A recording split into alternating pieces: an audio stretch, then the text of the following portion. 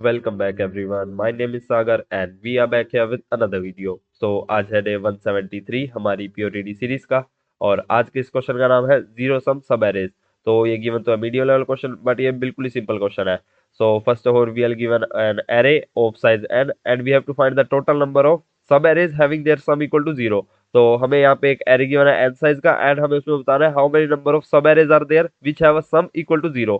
So we can see in this example that this is our first subarray, this is our second, this is our third, and this is our fourth. And if we combine them, so fifth and sixth. So there are six number of subarrays which have a sum equal to 0. तो यार इस question को हम solve कैसे करेंगे? तो यार ये बिल्कुल सिंपल क्वेश्चन है। अगर ऐसा क्वेश्चन देखो तो सबसे पहले आपके दिमाग में क्या चीज हिट होनी चाहिए? प्रीफिक्स सम।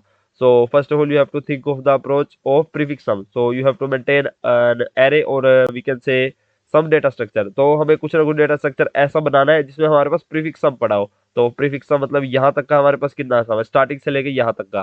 तो अगर हम देखें तो जीरो जीरो यहाँ तक भी हमारे पास सम जीरो है और यहाँ तक आ जाए तो हमारा सम हो जाएगा 5 एंड अगला नंबर भी ऐड कर ले तो हमारे पास 10 आ जाएगा। तो यहाँ पे 10 आ गया और बाकी भी दोनों जीरोज है तो 10 10। तो इसका मतलब यहाँ पे हमारे पास आंसर क्या आएगा? तो जितने नंबर रिपीट हो रहे हैं ना उतना हमारे पास आंसर आएगा। तो सबसे पहले हमने यहाँ पे देखा, यहाँ पे हमारे पास जीरो रिपीट हो रहा है तो हमारे पास जीरो आया। तो हमको पता है जीरो हमारे पास सब है तो प्लस वन प्लस यहाँ पे आया तो हमारे पास ये जीरो सेकंड बार आया। तो पहली बार एक यहाँ पे आया था, सेकंड बार यहाँ पे आया तो दो और ऐड कर दो। तो हमने दो ये कैसे ऐड करे तो टोटल तीन बन गया हमारे पास। अब वो कौन कौन से सब एरे है? सबसे पहले देखो, एक हमारे पास ये वाला सब एरे जो हमारे पास सिंगल जीरो है, एक ये वाला सब एरे तो ये हमारे पास सेकंड हो गया और ये दोनों को मिला के तो तीन हमारे पास ऐसे टोटल काउंट आए हैं ये।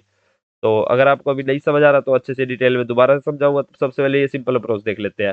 तो इस फाइव, तो फाइव हमारे पास एक ही बार आया तो इसको ऐड नहीं करेंगे। टेन, टेन हमारे पास एक ही बार आया, इसको ऐड नहीं करेंगे। तो हमारे पास इसके बाद टेन आया तो ये हमारा सेकंड टाइम आ रहा है। तो इसके बाद हम क्या करेंगे? Plus one. तो ये हमारे पास पहले से आ रहा था तो हमने पहले वाला चेक कर रहे हैं कि हमारे पास पहले कितनी बार आ रहा था। तो इससे पहले हमारे पास कितनी बार आ रहा था? एक बार। तो हमने एक बार लिखा और उसको ऐड कर दिया। अब ये वाले 10 पे आए तो इससे पहले हमने देखा कितनी बार आ रहे हैं 10, तो हमने देखा दो बार आ रहे हैं तो हम प्लस दो ऐड करेंगे। तो इससे हमारे पास टोटल आंसर आ जाएगा 6। अब ये चीज यार ऐसे कैसे देखी हमने कि पहले हमारे पास दो बार आ रहे हैं तो हम दो बार ऐड करेंगे। तो उस चीज के लिए यार एक अच्छा सा एग्जाम्पल दिखा देता हूँ मैं आपको। तो सपोज को यार हमारे पास एग्जाम्पल ऐसा कुछ है, हमारे पास है फाइव, थोड़ा आगे लिखते हैं फाइव फाइव, ये हमारे पास कितना बन गया? 10 और उसके बाद फाइव फिर माइनस फाइव। तो अगर सपोज करो यार ऐसा एग्जांपल है हमारे पास तो इसके अंदर हमारे पास क्या हो रहा है? हमको ये दिख रहा है ये हमारे पास मिला के 10 बना रहे हैं और अगर हम ये टोटल मिला दे तब भी हमारे पास 10 ही बन रहे हैं। तो यार ऐसा कैसे हुआ हमारे पास?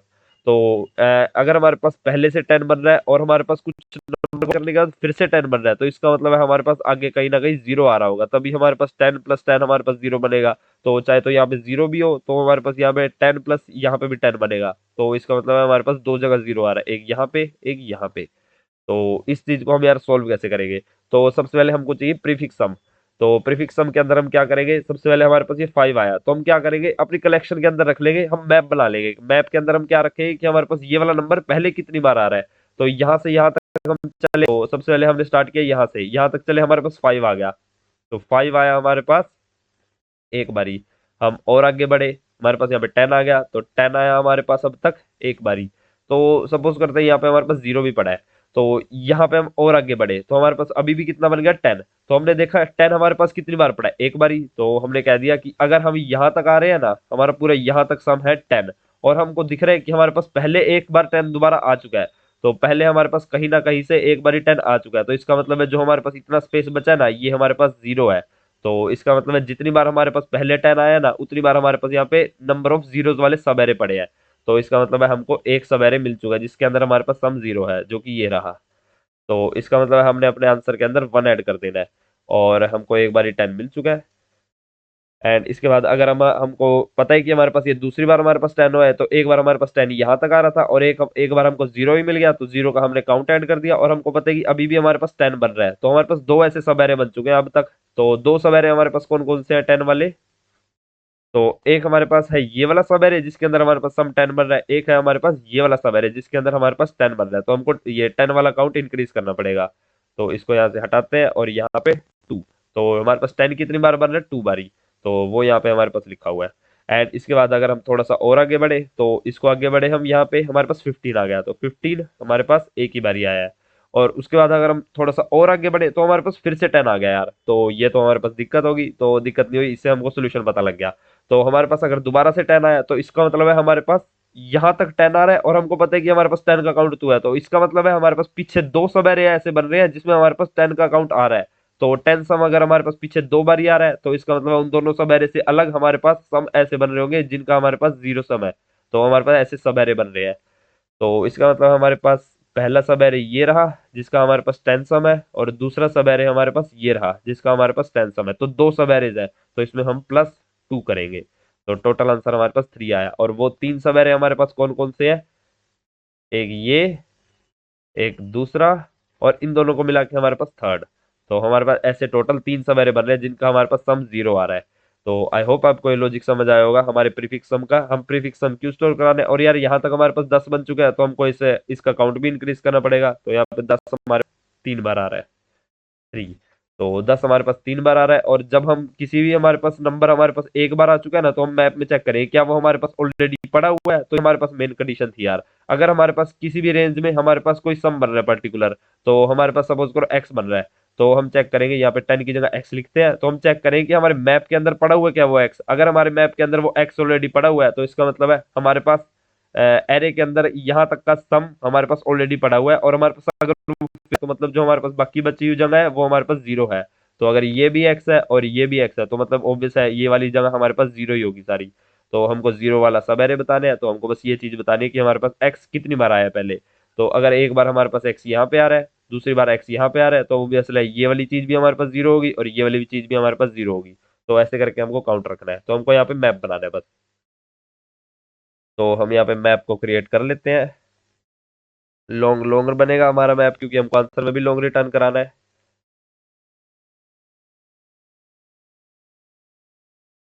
तो इसके अंदर अब सबसे पहले करेंगे क्या, तो यार इसके लिए हमको ये एक और चीज रखनी पड़ेगी। हम स्टार्टिंग में क्या रखें, हमारे पास 0 कितनी बार आ रहा है, एक बार ही। तो ये चीज हम यार क्यों रख रहे हैं, क्योंकि यार अब अगर हमारे पास ऐसा हुआ 0 0, अगर हमारे पास ऐसा है तो हमारे पास आंसर कितना आना चाहिए, हमारे पास आंसर आना चाहिए 3। बट अगर हम अपना ब्रूट फोर्स से जैसा हमने समझाया वैसा ही करेंगे, तो ये 0 हमारे पास अभी नहीं है, तो 0 के लिए काउंट कर देंगे 1। तो ये 0 आया, तो इसके लिए हमने देखा अभी भी 0 आ रहा है, और यहाँ पे पहले भी हमारे पास 0 पड़ा था। तो हम चेक करेंगे कि हमारे पास आंसर में कितना पड़ा है। तो यहाँ पे हमने चेक करा 1, तो हम सिर्फ 1 ऐड कर रहे हैं और हमारा आंसर 3 नहीं आ रहा है। तो इसके लिए यार अगर हम पहले से हम कहेंगे कि 0 हमारे पास 1 काउंट पड़ा है, तो हमारे पास क्या होगा, तो 0 0 हमारे पास ये एग्जांपल है। अगर हमने कह दिया कि पहले से हमारे पास 0 का एक काउंट पड़ा है, तो इसका मतलब है जब ये 0 आएगा तो हमने चेक करा क्या 0 हमारे पास मैप के अंदर ऑलरेडी पड़ा है, हाँ पड़ा है। तो इसका मतलब हम ये वाला सम ऐड कर देंगे, 1 ऐड हो गया, और हमारे पास इसका काउंट भी इंक्रीज। तो इसका काउंट इंक्रीज होकर हमारे पास 2 हो गया। एंड इसके बाद जब ये हमारे पास दोबारा से आया तो यहाँ पे भी हमारे पास 0 बन गया, तो हम ये वाला काउंट दोबारा से ऐड कर देंगे, यानी कि टोटल आंसर हमारे पास 3 आ जाएगा, 2 + 1। तो और इसके बाद इसका काउंट भी इंक्रीज होकर 3 बन जाएगा। तो इसलिए एक वैल्यू तो डालने की जरूरत है जो कि हमारे पास 0 होगी, और वो इस केस के लिए भी हमारा एग्जाम्पल हमारा आंसर करेक्ट आया। अगर हम मैप के अंदर ये 0 नहीं डाल रहे हैं तो हमारा आंसर करेक्ट नहीं आने वाला यार। तो इसके बाद हम क्या करेंगे, ट्रेवर्स कर लेते हैं सभी वैल्यूज के लिए। ये लॉन्ग वैल्यू आएगी यहाँ से एरे में से। एंड सबसे पहले हमने करना क्या है, एक सम बनाना है, एक आंसर काउंट बनाना है। तो long sum and long answer. तो सबसे पहले हमने क्या करना है, सम हमारा सम लेके चलना है जो हमारा रनिंग सम होगा। तो इस एग्जांपल के लिए देख रहे थे अगर हम इस एग्जांपल के लिए देख रहे थे तो हमारे पास रनिंग सम स्टार्टिंग में क्या होगा,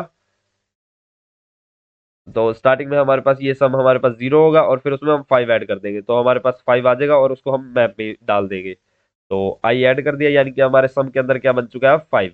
तो 5 हमारे सम के अंदर आ चुका है, तो हमने अब क्या करना है, मैप के अंदर 5 की वैल्यू 1 डाल देनी है। तो मैप डॉट पुट सम, तो सम की वैल्यू हमने क्या डालनी है, मैप डॉट गेट और डिफॉल्ट। तो या तो आप इफ कंडीशन का यहाँ पे यूज कर सकते हो कि अगर हमारे मैप के अंदर की नहीं पड़ी है तो उसकी वैल्यू 1 डाल देंगे, नहीं तो हम उसकी वैल्यू इंक्रीज कर देंगे। बट आप ये चीज भी कर सकते हो, ये आप सिंपल हो जाएगा। तो मैप में से गेट करनी है हमने वैल्यू, किसकी गेट करनी है, सम की गेट करनी है। और अगर हमारे पास मैप के अंदर सम नहीं हुआ तो हमारे पास डिफॉल्ट वैल्यू क्या आनी चाहिए, डिफॉल्ट वैल्यू आनी चाहिए 0 और +1। तो इससे हमारे पास क्या होगा, मैप में जो पुरानी वैल्यू है वो हमारे पास रिटर्न होगी अगर मैप में एलिमेंट पड़ा है तो, और उसमें हम +1 कर देंगे, यानी कि उसकी वैल्यू इंक्रीज कर देंगे। अगर हमारे मैप में 5 ऑलरेडी पड़ा है तो उसकी वैल्यू 2 कर देंगे हम। और अगर हमारे मैप में वैल्यू नहीं पड़ी तो डिफॉल्ट वैल्यू लेंगे 0 और +1, यानी कि मैप में वैल्यू जाएगी 1। तो आई होप आपको ये चीज़ समझ आ गई होगी हम मैप का यूज़ यहाँ पे कैसे कर रहे हैं। और यार इसके लिए हमको एक और चीज़ भी चेक करनी पड़ेगी कि हमारे पास अगर मैप में ऑलरेडी ये 5 पड़ा हुआ है तो हमको आंसर में वैल्यू ऐड भी करनी है जितने टाइम्स हमारे पास 5 पड़ा हुआ है। तो इफ मैप डॉट कंटेन्स कि हमारे पास अगर सम ये ऑलरेडी मैप के अंदर पड़ा हुआ है तो हमने क्या करना है, अपने आंसर के अंदर कितना काउंट ऐड करना है, map dot gate of some, ये सम की कितनी वैल्यू है, तो हमारा सम कितनी बार आ रहा है ऑलरेडी, और एट लास्ट हमने रिटर्न कराना है आंसर। तो एक बार इसके लिए, इस वाले एग्जांपल के लिए हम ट्राई रन करके देख लेते हैं।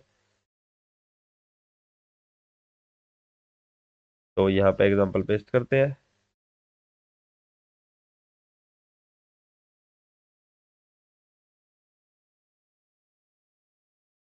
तो अगर हम ये वाला एग्जांपल देखते हैं, इसके अंदर हमारे पास सबसे पहले क्या है, हम अपने एरे के अंदर आएंगे और अभी हमारे मैप के अंदर कौन कौन सी वैल्यू पड़ी है। तो हमारे मैप है 0 के लिए, ओके ये थोड़ा सा लैग हो रहा है, 0 के लिए हमारे पास 1 पड़ा हुआ है, ये हमारे पास मैप है। तो सबसे पहले हमारे पास ये वैल्यू आई तो हमने इसको ऐड करा। तो इसको ऐड करने से हमारा सम कितना बन जाएगा, ऑलरेडी हमारा सम 0 ही रहेगा। तो हमारा सम यहाँ से यहाँ तक का 0 बन गया। और हमने देखा क्या मैप के अंदर हमारे पास वैल्यू पड़ी है 0 की, तो हाँ हमारे मैप के अंदर 0 की वैल्यू पड़ी है क्योंकि सम की वैल्यू भी 0 है और हमने ऑलरेडी वैल्यू 0 की भी डाली थी। तो इसका मतलब हमारे आंसर के अंदर, तो आंसर के अंदर हमारे पास क्या ऐड हो जाएगा, हमारे पास जो 0 की वैल्यू पड़ी है यानी कि 1। और उसके बाद हम क्या कर रहे हैं, हम उस वाली वैल्यू की, उस वाले सम की वैल्यू भी इंक्रीमेंट कर रहे हैं। तो मतलब 0, 0 की वैल्यू भी इंक्रीमेंट होके हमारे पास 2 बन जाएगी। एंड इसके बाद हम आगे बढ़े तो हमारे पास दोबारा से सम 0 आया। तो इसके अंदर हमारे पास हमने वैल्यू ऐड करी तो दोबारा से 0 बन गया। अब हम फिर से 0 की वैल्यू को आंसर में ऐड कर देंगे। तो अब हमारे पास 0 की वैल्यू कितनी पड़ी है, 2। तो +2। तो हमने 2 ऐड कर दिया और इसके बाद हमारे पास सम, ये 0 की वैल्यू दोबारा से इंक्रीज हो जाएगी, सम की वैल्यू होगी, 0 की वैल्यू होगी 3। तो ये 1 + 2 हमारे पास कैसे आया, सबसे पहले 1 किसके लिए आया था, 1 हमारे पास आया था जब हमारे पास ये वाला सब एरे था। तो 1 हमारे पास इस वाले सब एरे के लिए आ गया। और उसके बाद हमने 2 क्यों ऐड करा, अब 2 इसलिए ऐड करा क्योंकि एक हमारे पास ये वाला 0 और हमारे पास जो पहले हमारे पास 0 बन रहा था उसके लिए हमने, तो उसका हमारे पास मिला के सब एरे एक, तो हमारे पास ये वाला, तो टोटल हमारे पास 3 बन चुके हैं। एंड इसके बाद अगर हम आगे चलें, तो इसके बाद आगे चलेंगे तो हमारे पास 5 आ जाएगा। तो 5 हमारे पास मैप के अंदर पड़ा है नहीं, 5 हमारे पास नहीं पड़ा, तो उसकी वैल्यू हम 0 + 1 कर देंगे। तो 5 की वैल्यू 0 + 1 यानी कि 1। एंड उसके बाद हमारे पास 10 आएगा, तो 10 भी मैप के अंदर नहीं पड़ा, तो 10 की वैल्यू भी 1। एंड उसके बाद अगर हमने 0 ऐड करा तो फिर से हमारे पास 10 आया। तो यहाँ तक हमारा बन चुका है। तो हमारे पास हम मैप में देखेंगे कि हमारे पास 10 ऑलरेडी पड़ा हुआ है, हाँ हमारे पास मैप में 10 पड़ा है। तो हम क्या करेंगे, इस इफ कंडीशन में आएंगे और आंसर में ऐड कर देंगे 10 की वैल्यू। तो 10 की वैल्यू क्या है, 1। तो हम 1 ऐड कर दिया। अब वो हमारे पास कौन सा सब एरे आया, ये वाला। एंड इसके बाद हम क्या करेंगे, इसकी वैल्यू भी इंक्रीज कर देंगे कि 10 हमारे पास 2 बार आ चुका है, एक बार ये वाला सब एरे, तो एक बार 10 हमारे पास ये वाले सब एरे के लिए आया, एक बार ये वाले सब एरे के लिए। एंड इसके बाद हम क्या करेंगे, हम और आगे बढ़ेंगे, हमारे पास फिर से 10 आ गया, तो फिर से 10 आया तो हम +2 करेंगे। अब ये वाली वैल्यू किसके लिए करी, एक ये वाला सब एरे, एक ये वाला सब एरे, और हमने कह दिया कि 10 हमारा एक और बार आ चुका है। तो हमारे पास 10 आ गया 3 बारी, एक ये, एक ये, और एक ये बारी। तो हमारे पास टोटल आंसर कितना आ रहा है, 2 3 4 5 एंड 6। तो हमारा फाइनल आंसर 6 आ रहा है। एंड यही हमारा फाइनल रिजल्ट है। और वो हमारे कौन कौन से सब एरे बन रहे हैं, तो हमारे पास 6 सब एरेज कौन कौन से बनेंगे, एक हमारे पास ये वाला, 2 3 4 5 एंड 6। तो ये हमारे पास टोटल 6 सब एरे बन रहे हैं। एंड लास्ट में रिटर्न करा दे रहे हैं सब हम। ओके यहाँ पे हमारे पास 0L आना चाहिए क्योंकि हम लॉन्ग वैल्यू ले रहे हैं। आई थिंक कंपाइलेशन एरर आएगा यहाँ पे हमारे पास।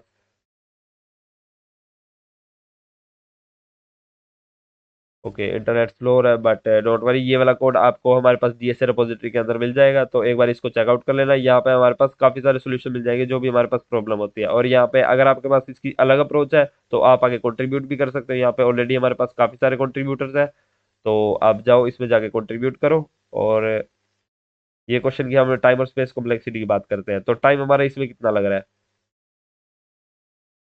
ओके यहाँ पे 0L आएगा। तो यहाँ पे भी हमने लॉन्ग वैल्यू डालनी है। एंड और कोई और कंपाइलेशन एरर नहीं है। तो इसकी टाइम कॉम्प्लेक्सिटी अगर हम बात करें तो यार हमारे पास टाइम कॉम्प्लेक्सिटी ऑफ एन आ रही है। तो आपको यहाँ पे दिख रहा होगा हम सिर्फ एक ही बार ट्रावर्स कर रहे हैं और इससे बेटर टाइम कॉम्प्लेक्सिटी में हमने कर दिया, और स्पेस भी हमारे पास ऑफ एन आ रहा है। तो बस आज के लिए इतना ही। अगर आपको यार ये अप्रोच समझ आई हो, अगर आपको ये वाली चीज समझ आई हो कि हम प्रीफिक्स एरे कैसे रखते हैं, और यार ये क्वेश्चन हमारे पास सेम पैटर्न में बहुत बार आ चुका है, हमारे पास पीओटीडी सीरीज के अंदर ही आ चुका है कि हमको प्रीफिक्स सम निकालना होता है। जो हमारे पास कैडेंस एल्गोरिदम होती है वो भी थोड़े थोड़े इसी कंसेप्ट को फॉलो करती है यार। तो वो वाले क्वेश्चन यार जरूर से प्रैक्टिस कर लेना। एंड बस आज के लिए इतना ही, and thank you for watching.